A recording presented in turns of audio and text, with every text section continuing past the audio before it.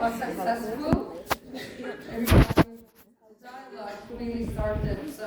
But we are going to have a lunch break after, so you can talk more with each other. But now, Sissel, Tonstad, welcome. You are a PhD fellow here at the University of Oslo. So we're looking forward to hear more about your research. Thank you. Thank you. Thank you very much for inviting me to this event. And thank you to the committee for giving me this opportunity to share things from my research regarding Muslim women's involvement in the Norwegian public sphere. I was here yesterday also. It was very interesting to be here listening to important conversations. And this overall interfaith perspective is an approach that fits both my studies and me personally as a researcher, listening to each other's stories. I have given this paper the title In the Line of the Fire, Muslim Women's Involvement in the Norwegian Public Sphere. And to stand in the line of the fire is used here to describe how Muslim women involved in the Norwegian public sphere experience to stand in between contrasted expectations from very many social actors, groups, and at the society in large. When I speak, I draw on empirical findings from my previous and ongoing research. My MA first from 2021 and experience-based Master in Religion and Ethics from MF, Norwegian School of Theology, Religion and Society. Further, a published article from 2023, Negotiations with Costs, Muslim Pioneers in the Norwegian Public Sphere. And finally, my ongoing PhD study, named Participation and Withdrawal, Muslim Women in the Norwegian Mediated Sphere, Support, Stigma and Strategies, hopefully published in 2025. My research takes place in a Norwegian context. And since we are gathered in an interfaith context, I want also to share with you my way into this research field. I have been working as a teacher for more than 25 years when I started my MA study. And when the subject turned to Islam in Norway, I discovered that my knowledge about Muslims in Norway was really superficial. To be honest, I felt a bit ashamed of my lackness of knowledge about Muslims in Norway. And when Amir yesterday told us that people hadn't heard about or hadn't knowledge about the war he had flew from, I thought maybe it was also me at that point. So, studying Muslims in Norway, I was curious about knowing more. And as a Christian myself, above average active in churches since teenager, I also resonated with some experiences of being religious in a secular society. And I will also present in the start here some of the research and stories that have brought me here. And what they have in common is that they are touching upon topics related to Norway and its Muslims. Sissel Østberg's book from 2003, Muslim in Norway, Religion and Everyday Life Among Young Norwegian Pakistanis, is based on ethnographical research over years among what she calls second-generation immigrants in Oslo. The book gives insight into a field where young people negotiate between traditions and expectations at home and in the society at large. She has this optimistic approach, highlighting not only the challenges related to this everyday life, but the cultural competence as resources these teenagers are in possession of. And Østberg uses the term integrated plural identity to describe how this integrating happens. Anne Sofie Roald, from 2010, had the book Are Muslim Women Oppressed? She highlights, among other things, how this narrative, seeing Muslim women as oppressed, influences Muslim women in Scandinavia. And she is painting a picture of Muslims in Norway and Scandinavia as much more diverse in their interpretations of Islam, and asks whether this narrative about Muslim women as oppressed needed to be saved, maybe have the opposite effect than intended. Using external pressure, for example, through laws and regulations, it may push Muslim women into opposite direction than into participating in the society according to Roald. In 2007, Bushra Ishak, a Norwegian researcher, published Who Speaks for Us? Muslims in Today's Norway. Who are they? And what do they mean? She's using quantitative data from a survey mapping Muslims' attitudes to value issues discussed in the Norwegian public. In short, she finds that Muslims in Norway have more in common with other citizens in Norway than many people tend to think when it comes to political and democratic beliefs, values, as human rights, and trust in public authorities. It's 10 years since that survey, so when it comes to trust, I think it has changed.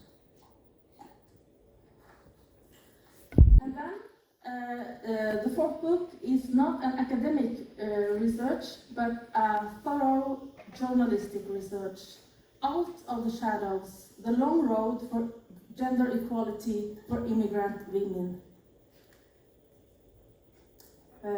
In this book, Jazia Majid, a journalist, tells the untold stories of a generation invisible mothers coming to Norway from 1970s and their everyday life. And then the next part in the book is about the daughters participating and visible in the Norwegian society. I recommend it strongly. It is an award-winning book, and I'm so sorry it's not translated to English yet. Together with other research, these books made me even more curious to find out how are these women's experiences, being out in the media sphere, being so visible, and being seen as Muslim women more than other things they are seen as. So in my MA I asked questions about who and what supported their identity negotiations, to which extent they had experienced stigmatization, and which role self-representation played in the identity negotiations. And Goffman's term self-representation describes in the way in which the individual present themselves and their activity to others in a way to try to control the impression other gets of them. So my study is based on 10 in MA, 10 Muslim women, one of them wearing hijab, aged from 25 to 55. 4 out of 10 were born in Norway with immigrant parents. 6 out of 10 is born in countries with Islam as a majority religion. There were no converts in this sample. Their visibility differ, but they have at present or previously had positions as visible agents in the media sphere.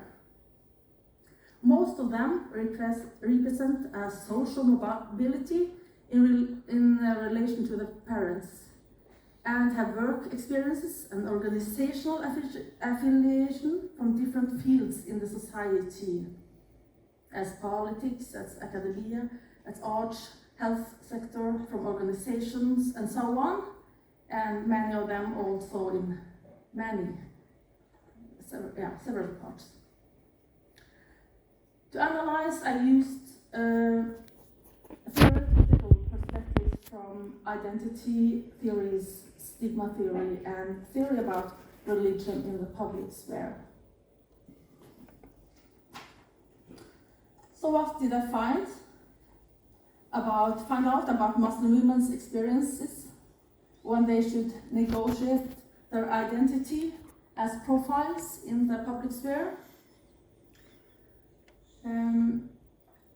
One is this experience of having a reduced space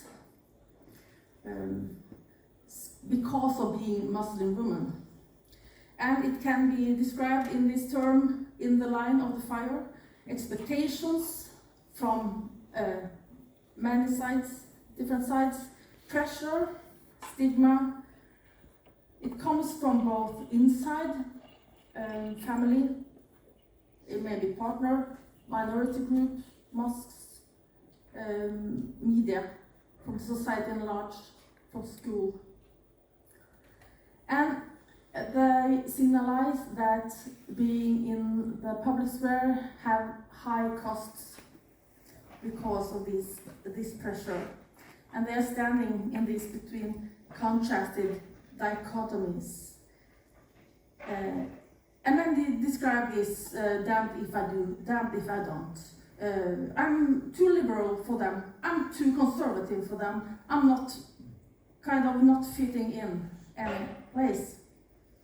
And this everyday racism, hate speech, microaggressions, small things, it's never ending. They have in common that they are hardworking women, but they are also being on the alert. They are not letting the guard down because they have to protect themselves.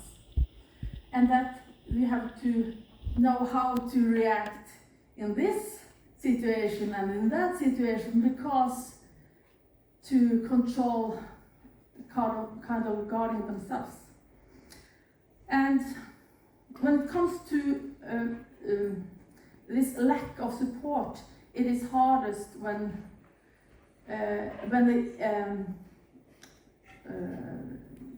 experience discrimination, and in a situation people don't react on it. It's harder to not get support than being discriminated or standing in a situation. So this silence support, it doesn't help.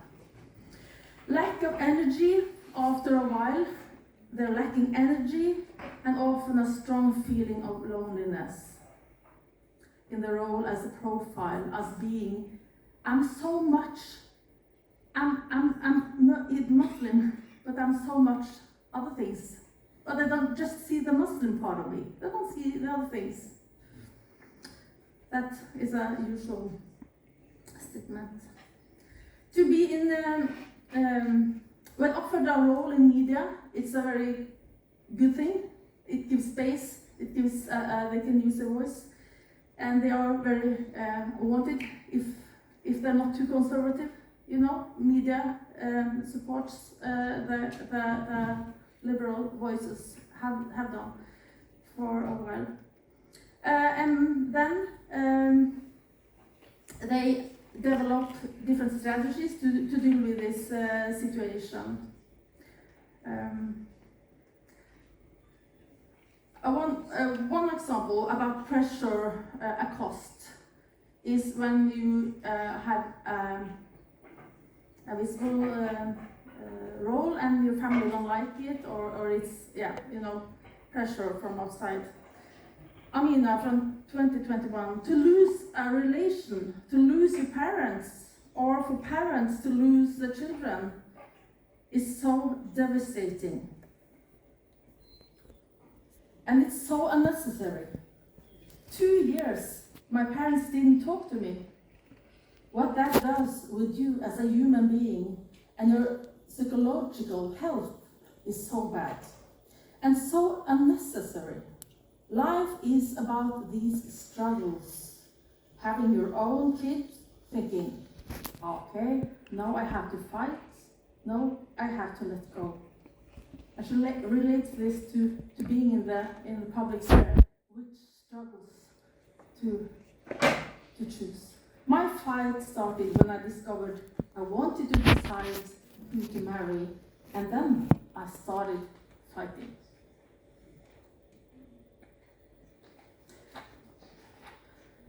I found Jason Orn's article, Queers in the Line of the Fire, Goffman's Stigma Revisit, originally used to analyze how queers respond to stigma in situations they expect stigma to emerge, relevant to explain findings of how Muslim women respond to stigma, from both inside and outside, because Orn, he criticizes Goffman's stigma theory not to account for this stigma coming from also inside a group.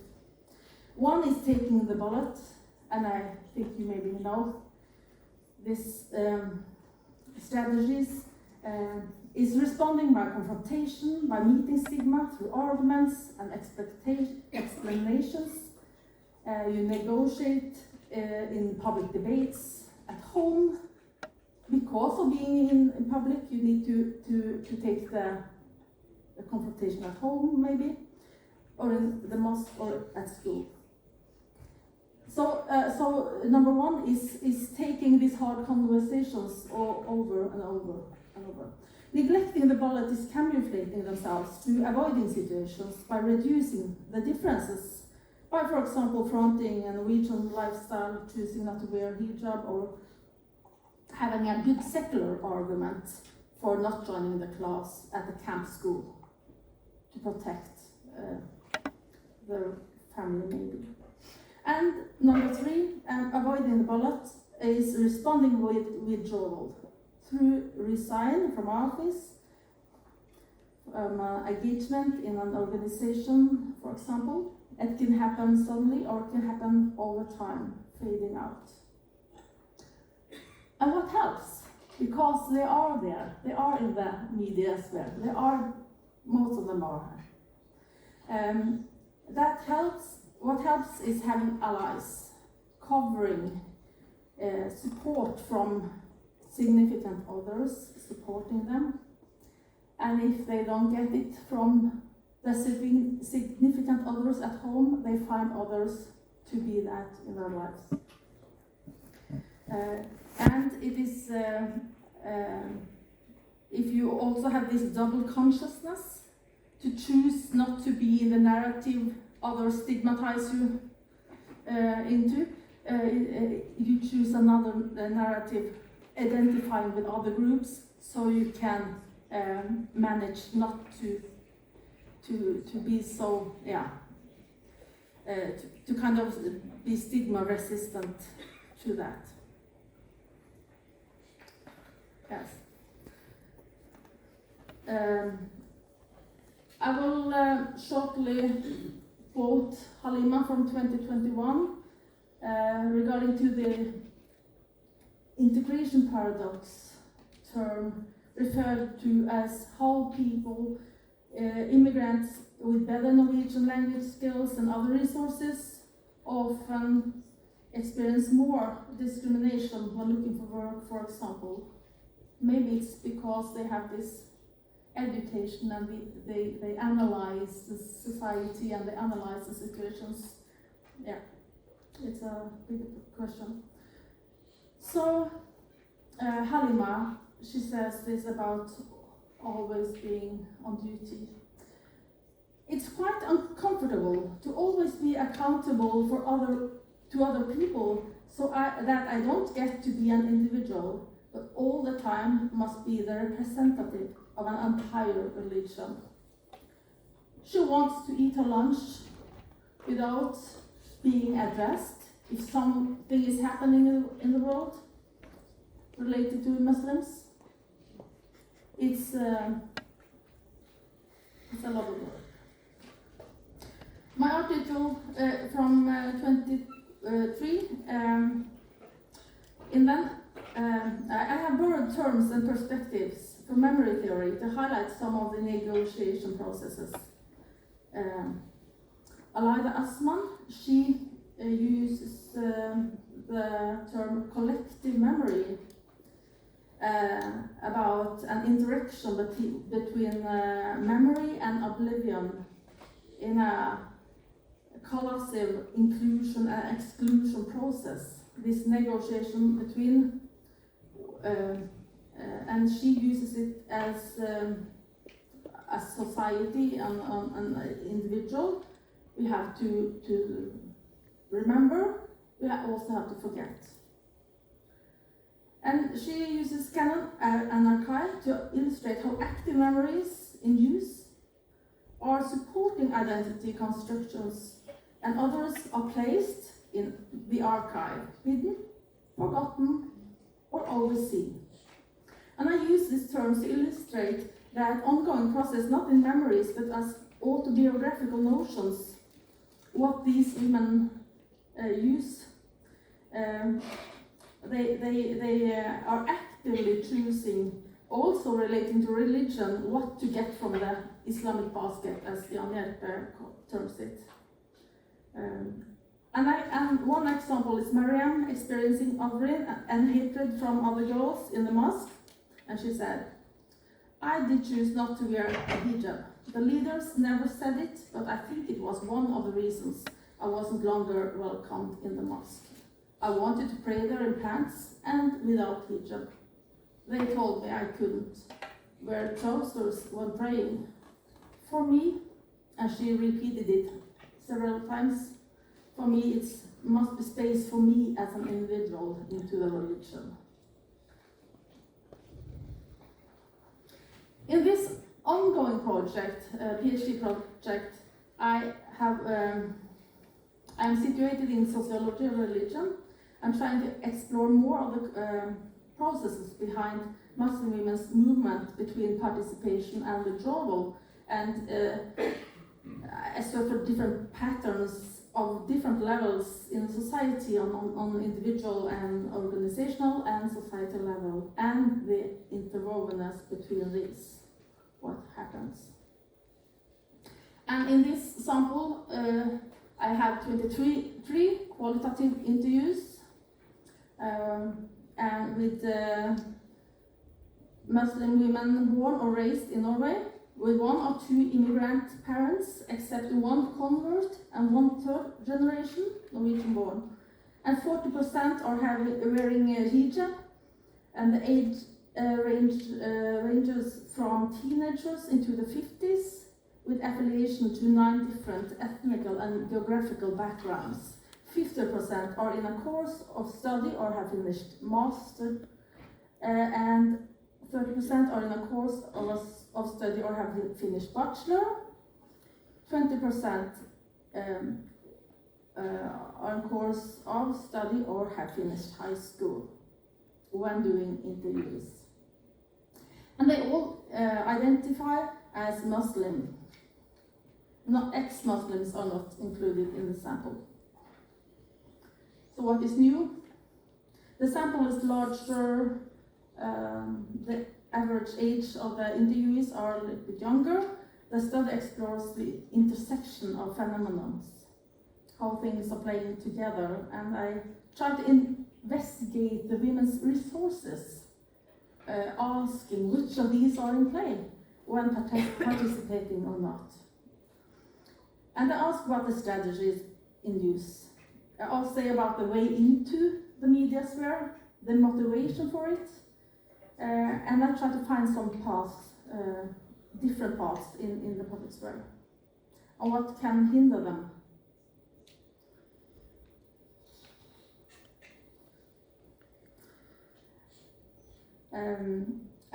At the individual level, and this is preliminary findings, the important partner.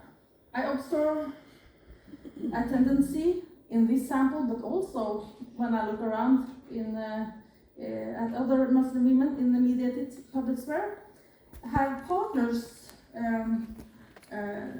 they have not partners from the same geographical or ethnical background than themselves. There are very few. If they share the same geographical or ethnical background, they are seldom born in the same country. And the organizational level seems to be very important for this group, both in paid work and as voluntary. Organizational level seems to represent a combination of individual space and collective support that gives covering or social capital, or what you use to analyze it, that support their participation in the public sphere. And they are very good networkers. They are networking through both bridging or bonding in Robert Putnam's terms, as building networks both inside and outside their minority group, for example.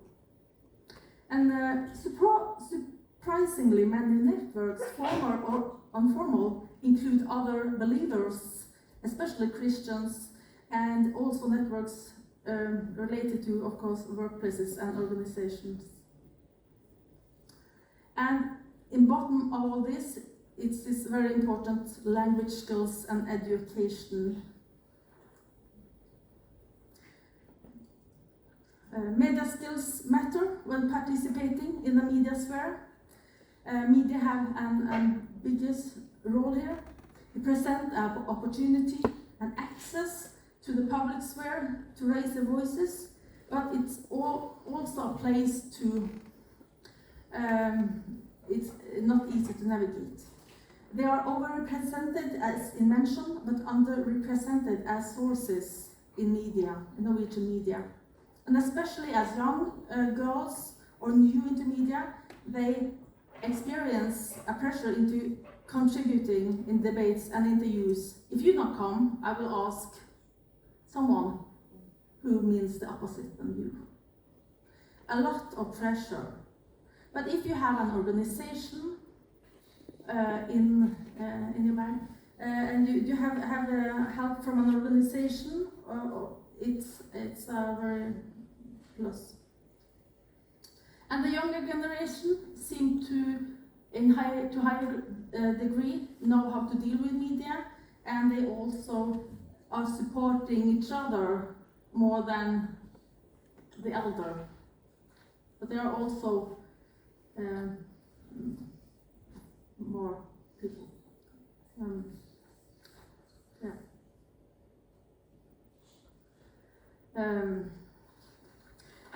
this role from individual phase into the public and to professional is a kind of a line there. It's easier to be in the media as a professional, if you're a lawyer or if you're a teacher or if you are something, talking as a professional than just being a foreign name.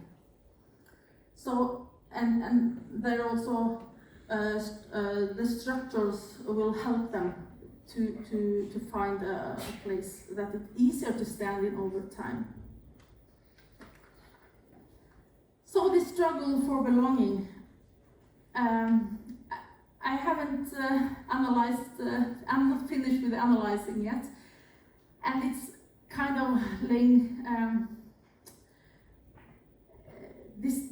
the discourses about Norwegianness, for example, have this great impact on Muslim women, making them questioning their Norwegianness, even if they are born here and, yeah.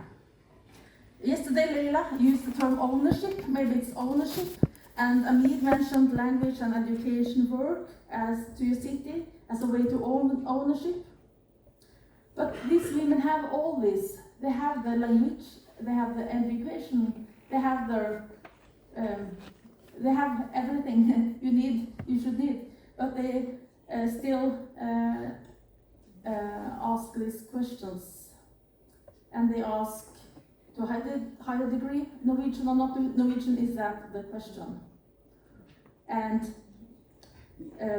as one says it, my family have been here for 50 years. When do we belong, if not after 50 years?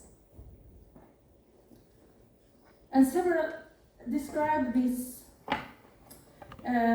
feelings of having their belongings stolen. I thought I belonged here, and then someone came because of a media case, take their belonging, kind of trample on the, and says you don't belong here, you are wrong. And that can be kind of a trauma.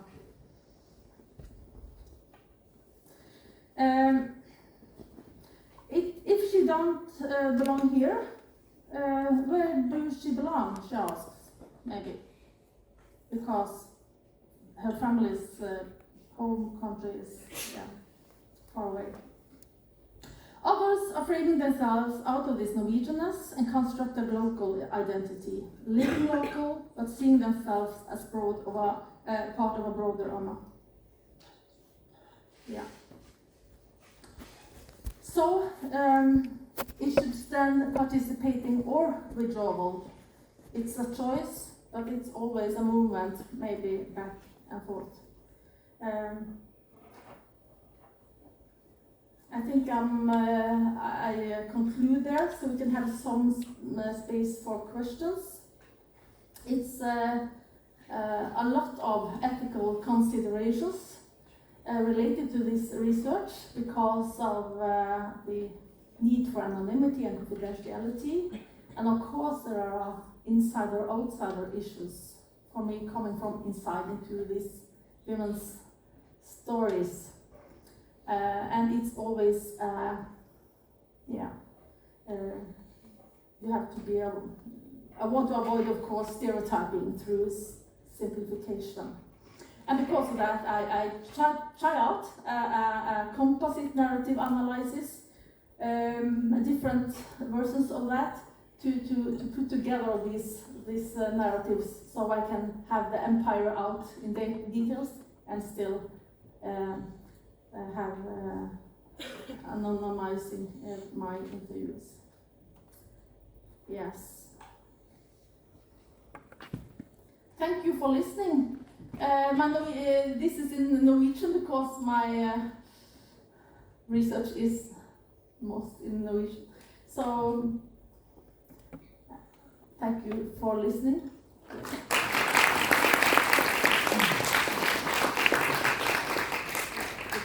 See if I find the mic here. No, I think I have to run. I just have to.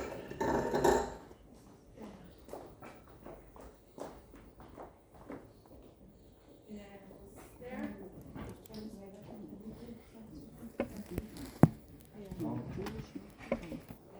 Thank you for your presentation and highlighting the stories of Muslim women in Norway. I want to share a bit. I'm representing the Islamic Council of Norway, IRN, but I want to share a little personal story and a discriminatory policy that has appeared in Norway in the last decade. So the policy is that for spousal reunification, the age limit for people coming from Muslim countries is 24, and this stops them from having the opportunities of pursuing an education and a career when they come to Norway, and also it stops them from settling in Norway and building a family. So my parents, my mother, she came through spousal reunification in the late 70s. She was a teacher in Bangladesh. Her siblings also, when they came to Norway, they had the opportunity to pursue higher education. And they worked as nurses and as teachers. But those women who are now coming to Norway through spousal immigration, they're not given the same opportunity because they're delayed 8 to 10 years. And they're coming in an age where usually most people, they can't pursue. Very few people that are very ambitious can maybe pursue it in their 30s, but most women and even men will not be able to pursue education. So this is something that I wanted to highlight. That this is and something that we all should also be aware of, that this is an example of institutional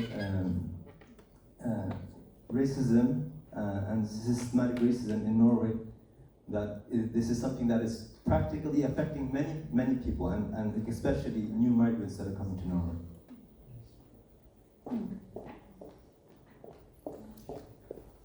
Thank you. That was a comment. Try to have your comments or questions a little bit short because the time will go. And Aisha, you're next. You want to? Yeah, thank you. Thank you for your presentation. I just wanted to ask, because I am a convert from a long time, 38 years ago. Did you choose not to include converts to your study, or was it just like that they didn't answer, or they are not showing in the public sphere? Because I'm thinking about the belonging, what you were talking. Unfortunately, it doesn't exist only for the people who are immigrant background or different ethnical background, but because when you become a Muslim, you become foreigner, even though you are born and raised in the country. So this is one of the exclusion of Muslims and Islam in the European nations, that you are looked always as a foreigner, even as a convert or born children and young. So that's why I just wanted to ask that, did you make it on purpose or just okay, thank you. Thank you for the question. I had one convert in my PhD sample, and I tried to get more, but I didn't. And there aren't that many of them in the public sphere, so it's also a kind of too many. It's problematic with anonymity, and but the voice is there as a representative.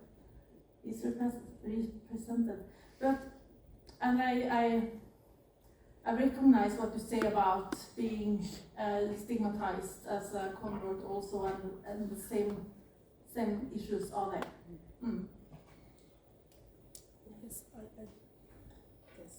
Yes, you just talk to it. So okay. I had a small thought. In 2021, the European Court of Justice ruled that women could be fired from their jobs when they didn't remove their hijab. My thought was, people think about France when it's about women and hijabs and the Islam problem, but the same thing is for Belgians as well. So in Belgium, if you work for the government, in the public, you cannot wear hijab. If you stand before a class to teach, you cannot wear hijab. So I was thinking about your macro analyze and about the question that you asked on why do we don't feel like we belong. And I think a big problem is the fact that we have to take a part of our identity, remove it to belong to the space. So forcing them to wear hijab or forcing them to not wear hijab is both oppression. But I don't think, like on political level, on the macro level that you stated, that it's understood correctly. I think that is a problem. Do you see any trends like this in Norway? Do you see that it will become like this, or that it's already like this? I wonder that. Wearing a hijab, it is, you are more, I'm not something there. More likely to be stigmatized with a hijab, but you also see this positioning themselves with a hijab in a new way. So it's different, goes different ways in a way. So we have this represent in the government, in Stortinget, yeah, with hijab, and we have, but there are few. So it's a lot of negotiations related to that, yes. But I don't think it's like France. No. But maybe the Norwegian society, we need some time to be used to diversity. I think the society are trying to, make space in the social structures. In a way, we are working for diversity, and at the same time, the same structures maybe are fighting back. Yeah. Was it one more? I didn't. Yeah. Of course, it has to be all the best. I will have a job.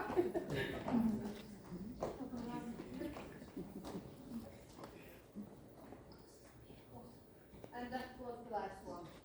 Thank you very much for your talk. I appreciated that. Can you have it in Euros? So thank you very much for your talk. Appreciated what you've done and the research that you've done.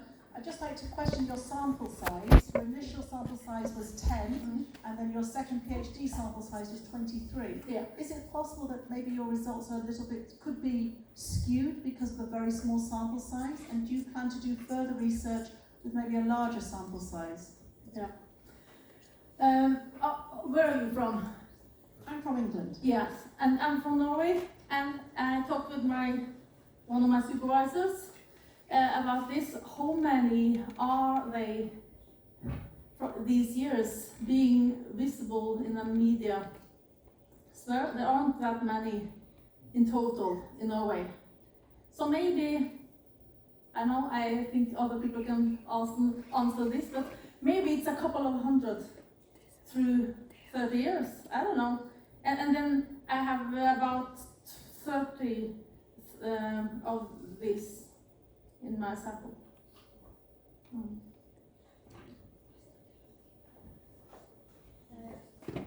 I think we can talk in through lunchtime.